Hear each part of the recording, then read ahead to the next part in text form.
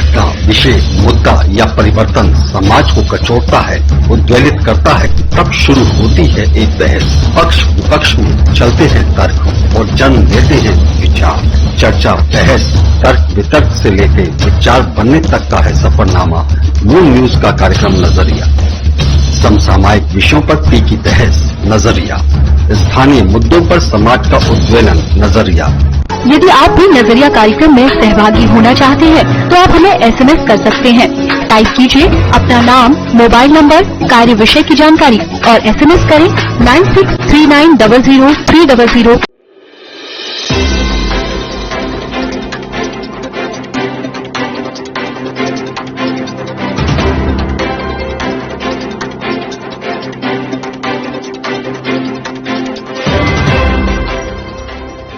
नमस्कार, आप देख रहे हैं मून दोपहर तक। मैं हूं विकास यादव। बात कर रहे थे आगरा फिरोजाबाद शिकोवाद और मथुरा से जुड़ी तमाम खबरों की, लेकिन उससे पहले नजर डालते हैं अब तक की सुर्खियों पर। कोरोना संक्रमित 25 नए मामलों के साथ आगरा में आंकड़ा पहुंचा 1677 पर। 17 मरीज हुए सही, 205 अभी भी हैं active case.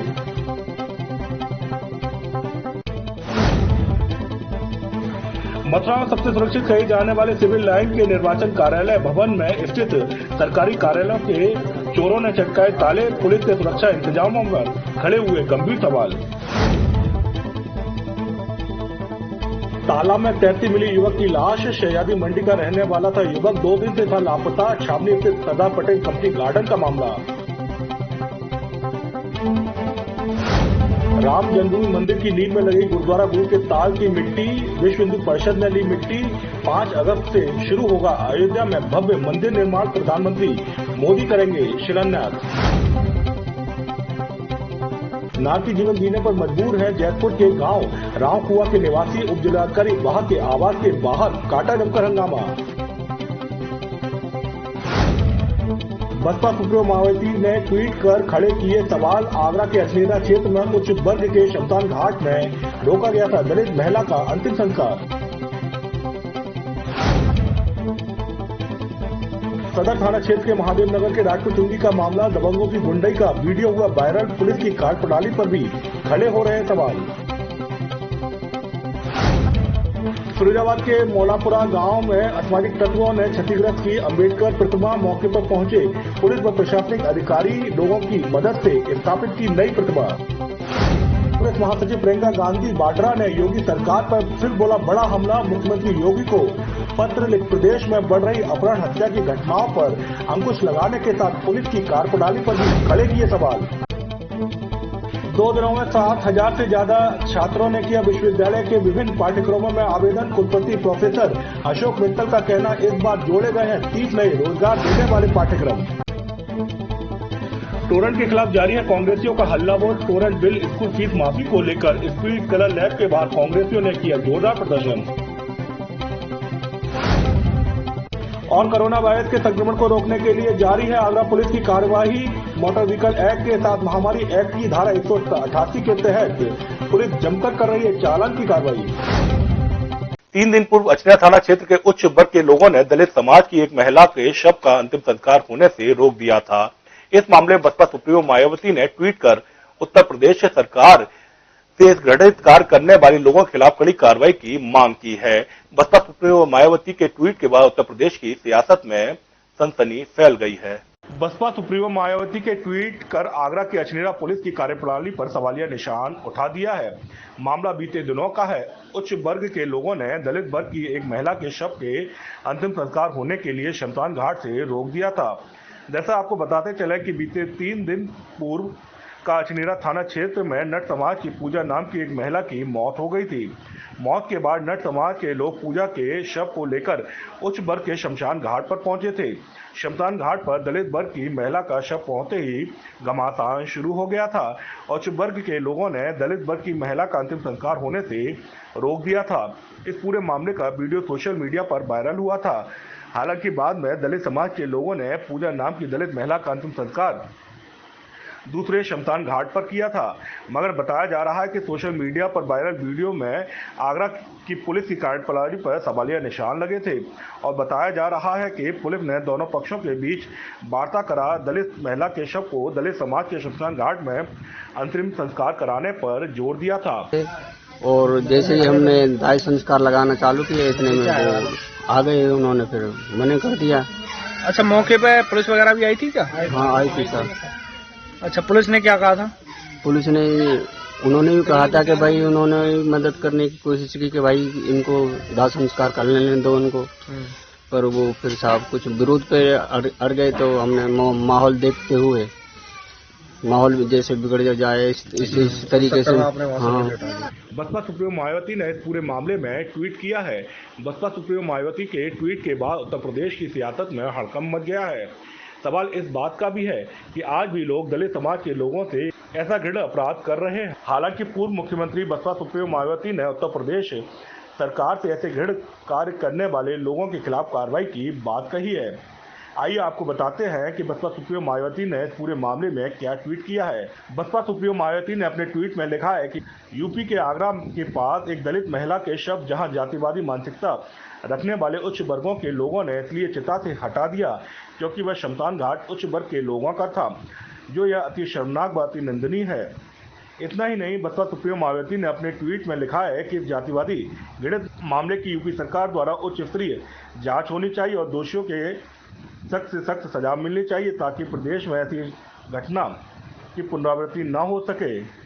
Baspa supremo Mayawati के इस ट्वीट के बाद उत्तर प्रदेश की सियासत में हड़कंप मच गया है। जहां दलित समाज के लोगों में तीखरा आक्रोश है तो वहीं प्रदेश सरकार के तमाम मंत्री से लेकर विधायक और सांसद अपनी सरकार के बचाव में दलीलें दे रहे हैं। मगर सवाल इस बात का है, उत्तर प्रदेश में दलित समाज की महिला के अंतिम संस्कार को रोकने वाले लोगों पर अभी तक पुलिस ने प्रभावी कार्रवाई क्यों नहीं की। सदर थाना क्षेत्र के सरदार पटेल उद्यान पार्क में स्थित तालाब में 17 वर्षीय फरमान की लाश मिलने से हड़कंप मच गया। मृतक फरमान 2 दिनों से लापता था। पुलिस ने फरमान के शव को पोस्टमार्टम गृह भेज दिया है और फरमान की मौत की सही कारणों की जानकारी शुरू कर दी है। तो वही संभावना जताई जा रही कि गेंद खेलते समय फरमान का पैर फिसल गया और तालाब जाने से उसकी मौत हो गई। थाना सदर क्षेत्र के सरदार पटेल उद्यान के तालाब में लाश मिलने से हड़कंप मच गया। दरअसल बताया जा रहा है कुछ बच्चे सरदार पटेल पार्क में खेल रहे थे, तभी बच्चों ने तालाब में तैरती एक लाश को देखा, जिसकी सूचना इलाकाई पुलिस को भी दी गई। घंटों की मशक्कत के बाद थाना सदर पुलिस ने शहजादी मंडी स्थित सरदार पटेल उद्यान स्थित तालाब में से लाश को बाहर निकाला। आसपास के लोगों ने शिनाख्त करने का प्रयास किया गया। मृतक की शिनाख्त 17 वर्षीय फरमान निवासी शहजादी मंडी के रूप में की गई है। पुलिस ने मृतक के परिजनों को इस बात की सूचना भी दे दी है। मृतक के परिजन भी मौके पर पहुंच गए थे। तो वहीं परिजनों के मुताबिक 17 वर्षीय फरमान 2 दिन से लापता था, जिसे ढूंढने के लिए परिवार के लोग मशक्कत कर रहे थे। तो उधर पुलिस का आरोप है कि परिवार के लोगों ने 17 वर्षीय फरमान के लापता होने की कोई भी सूचना थाना सदर पुलिस को नहीं दी थी। तो वहीं बताया जा रहा है कि मृतक की गेंद खेलते समय तालाब में पैर फिसलने से तालाब के अंदर चला गया होगा और पानी में डूबने से उसकी मौत हुई होगी। अब ये पंचायतनामा भरा जाएगा इनका। अच्छा, पोस्टमार्टम के लिए भेजा जाएगा। शिनाख्त हो गई है? शिनाख्त हो गई है। इनके पिता यहाँ पर आ गए हैं। अच्छा जी। और शिनाख्त हो गई इनके द्वारा, कभी अभी तक सूचना भी नहीं दी गई थी। अच्छा जी। थाने पर तालाब में मिली बॉडी है? हाँ, तालाब में बॉडी मिली, कंपनी गार्डन का तालाब है। अच्छा, सरदार पटेल। कब गया था? मेरा थोड़ा दिमाग चल गया था। कब गया था? बस अपनी मौजी मस्ती में खेलता रहता था। बस कब से लापता है? परसों का गायब होगा शाम से। अच्छा अच्छा, तब से पता आप ढूंढ रहे थे इसको? हाँ, मैं अभी भी सुबह 6 बजे का गया हूँ और 10 बजे आया हूँ। अच्छा, आज मैं दूसरे की साइकिल मांग के गया था। क्या पुलिस को सूचना दिया? नहीं दे पाया मैं अभी जाना। खेलने के लिए आता था क्या? ये रोज के लिए ऐसे ही निकल आता, दिमाग चल गया। खेलने के लिए आता था? खेलने के लिए। फिलहाल मृतक फरमान के शव को थाना सदर पुलिस ने पोस्टमार्टम गृह भेज दिया है और परिजनों की तहरीर पर अग्रिम कार्रवाई शुरू कर दी है। तो वहीं मृतक की जेब से एक गेंद भी बरामद हुई है, जिससे संभावना जताई जा रही है कि मृतक फरमान गेंद खेलते समय तालाब के अंदर चला गया और मौत हो गई। पुलिस फरमान की मौत का सही कारण जानने का प्रयास कर रही है और पोस्टमार्टम रिपोर्ट आने का भी इंतजार कर रही है। थाना सदर क्षेत्र के महादेव नगर में दबंगों की गुड्डई का वीडियो वायरल हुआ है।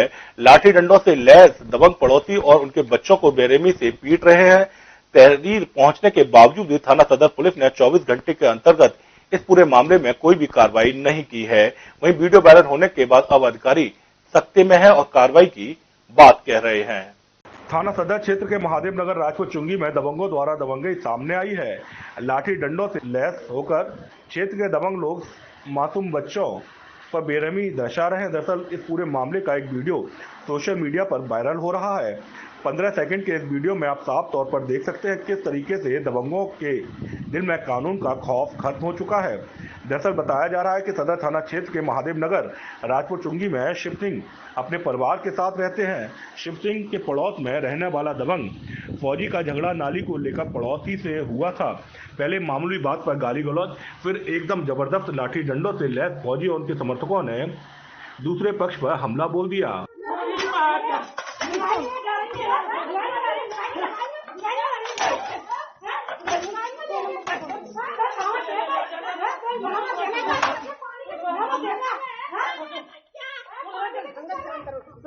सोशल मीडिया पर दबंगों की खुली गुंडई का वीडियो वायरल होने के बाद पुलिस महकमे में भी हड़कंप मच गया है।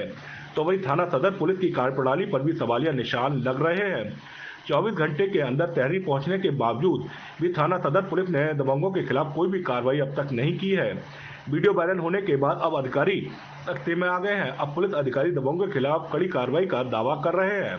यह कोई पहला मामला नहीं है। इससे पहले भी सोशल मीडिया पर वायरल हुए वीडियो पुलिस की कार्यप्रणाली पर सवालिया निशान उठाते हैं, मगर जब जब वीडियो वायरल होते हैं तब पुलिस कार्रवाई का दावा करती है। पर अब देखना होगा इस मामले में दबंग फौजी के खिलाफ पुलिस कब तक एक्शन ले पाती है। कांग्रेस जिलाध्यक्ष और तमाम नेताओं की गिरफ्तारी के बावजूद टोरेंट के खिलाफ कांग्रेसियों का हल्ला बोल जारी है। मंगलवार को बड़ी संख्या में एक बार फिर कांग्रेसियों ने संजय प्लेस स्थित स्पीड कर्ल लैब के बाहर टोरेंट पावर द्वारा लोगों के लॉकडाउन के दौरान 3 महीनों के बिजली बिल और स्कूल फीस माफी की मांग को लेकर जोरदार प्रदर्शन किया। कांग्रेस जिलाध्यक्ष और तमाम नेताओं की गिरफ्तारी के बावजूद टोरेंट के खिलाफ कांग्रेसियों का हल्ला बोल जारी है। मंगलवार को बड़ी संख्या में एक बार फिर कांग्रेसियों ने संजय प्लेस स्थित स्पीड कर्ल लैब के बाहर टोरेंट पावर द्वारा लोगों के 3 महीनों के उपभोक्ताओं के बिजली बिल माफी के साथ स्कूल फीस माफी की मांग को लेकर जोरदार प्रदर्शन किया।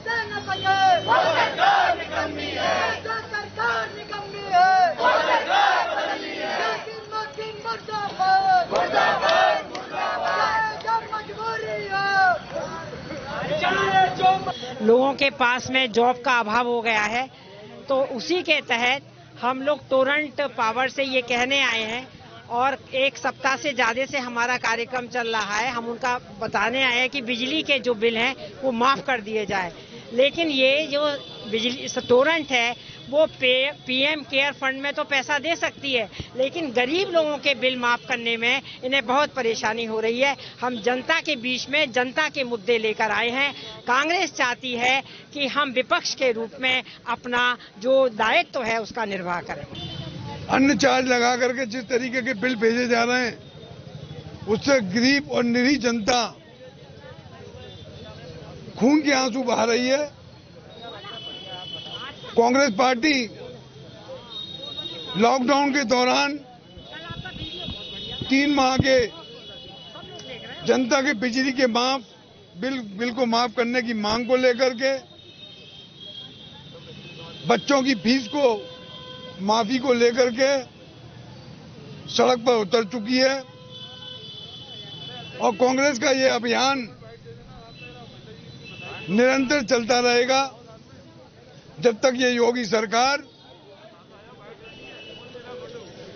ये टोरेंट के बिल 3 माह के लॉकडाउन के दौरान के माफ नहीं करती, बच्चों की फीस माफी नहीं होती, ये संघर्ष जारी रहेगा।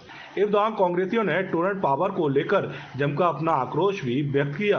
कांग्रेस पदाधिकारी कार्यकर्ताओं का कहना था कि कोरोना काल में लगे लॉकडाउन के दौरान कई लोगों की नौकरी चली गई तो कईयों के सामने रोजी रोटी का भी संकट खड़ा हो गया है। ऐसे में बड़ी संख्या में लोग बिजली का बिल और स्कूल में बच्चों की फीस जमा करने को लेकर खासे परेशान हैं। ऐसे में टोरेंट और इन स्कूलों को चाहिए कि वह अभिभावक और उपभोक्ताओं के बिल और फीस माफ करें।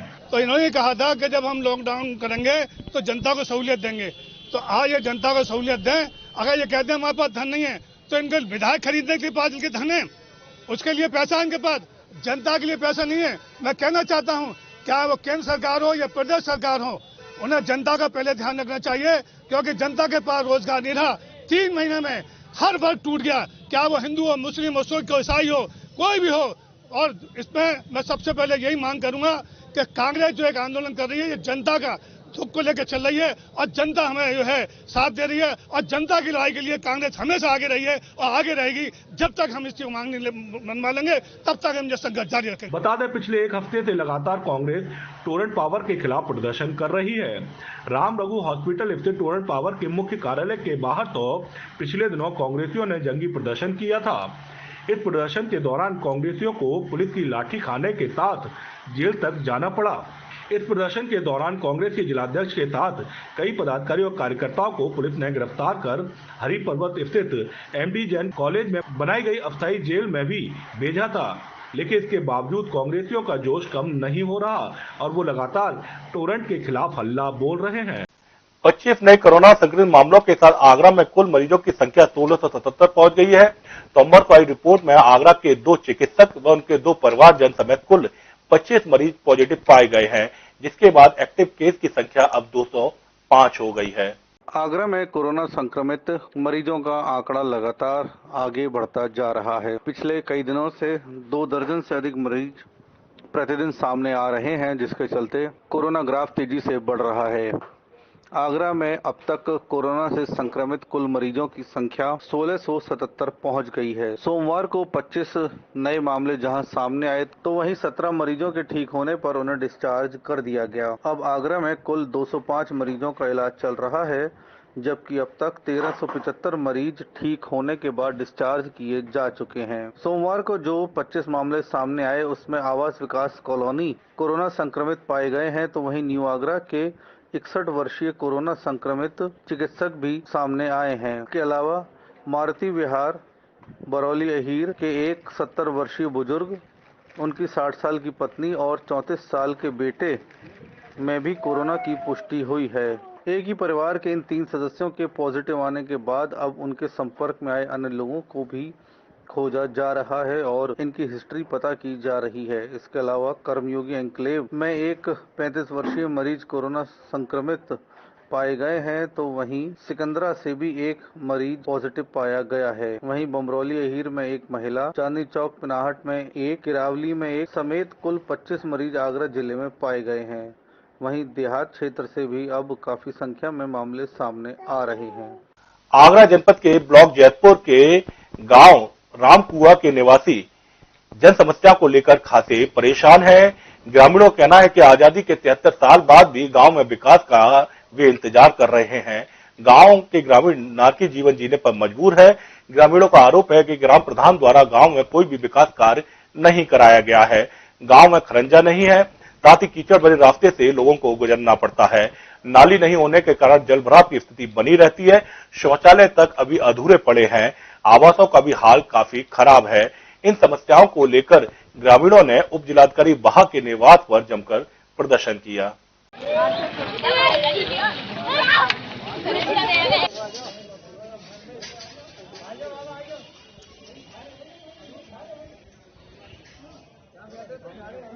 उप जिलाधिकारी बहा के आवास के बाहर हाथों को ऊपर कर प्रदर्शन कर रहे लोग आगरा जनपद के ब्लॉक जैतपुर क्षेत्र के रामकुआ गांव की पंचायत कुकापुरा के उपग्राम रामकुआ के निवासी हैं। आजादी के 73 साल बाद भी गांव में विकास का इंतजार कर रहे हैं।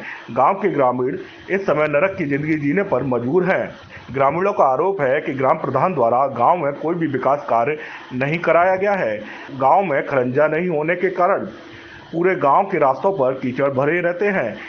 कीचड़ भरे रास्तों से ही गांव के लोग और यहां स्कूल जाने वाले बच्चे इस कीचड़ से निकलने पर मजबूर हैं। गांव में नाली न होने के कारण जल भराव की स्थिति हमेशा बनी रहती है।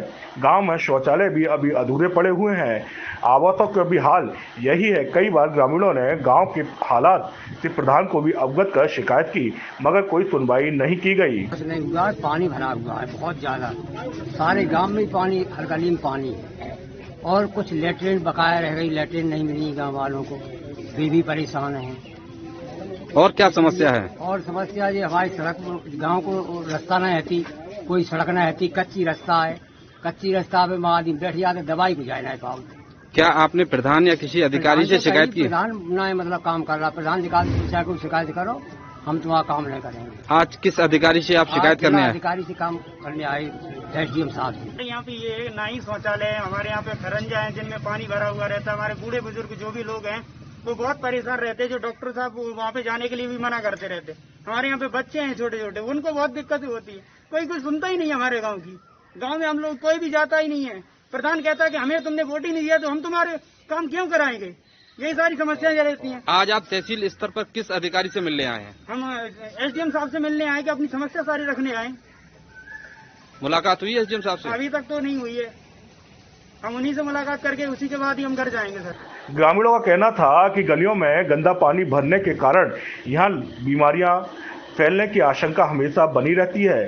गांव के हालात को देखते हुए दर्जनों की संख्या में एकत्रित ग्रामीणों ने उपजिलाधिकारी अब्दुल बासित के आवास पर जमकर हंगामा किया।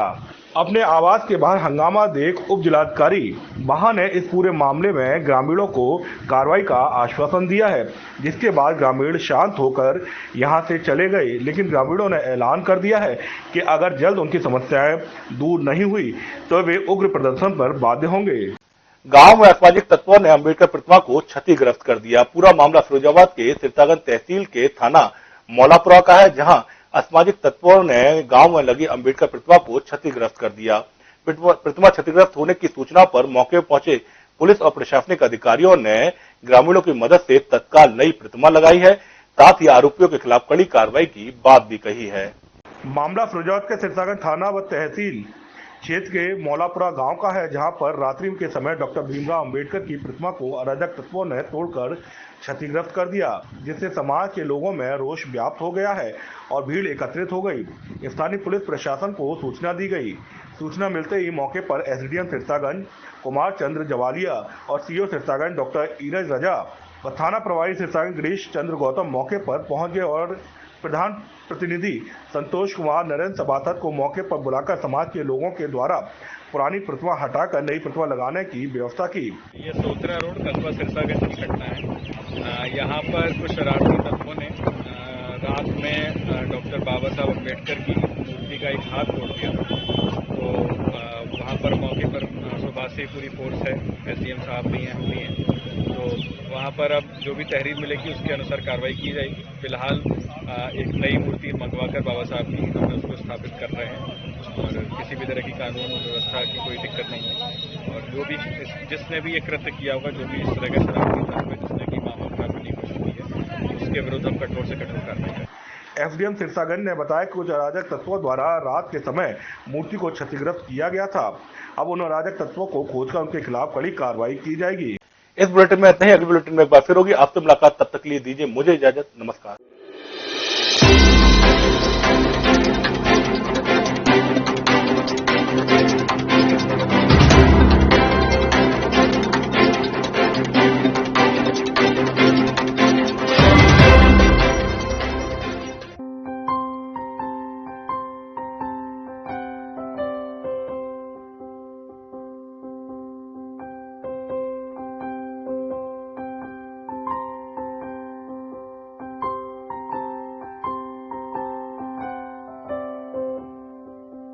जब भी कोई घटना, विषय, मुद्दा या परिवर्तन समाज को कचोटता है, उद्वेलित करता है, तब शुरू होती है एक बहस। पक्ष विपक्ष में चलते हैं तर्क और जन्म लेते हैं विचार।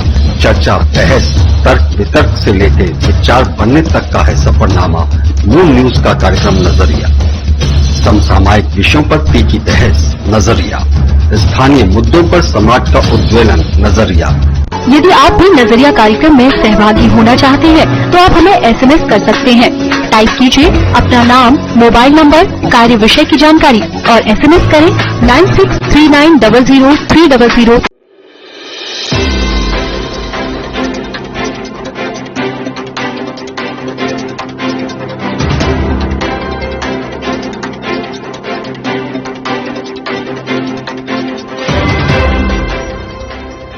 नमस्कार, आप देख रहे हैं मून दोपहर तक। मैं हूं विकास यादव। बात कर रहे थे आगरा, फिरोजाबाद, शिकोवाद और मथुरा से जुड़ी तमाम खबरों की, लेकिन उससे पहले नजर डालते हैं अब तक की सुर्खियों पर।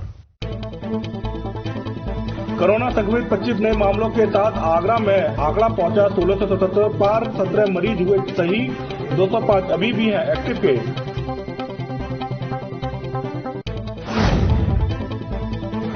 मथुरा सबसे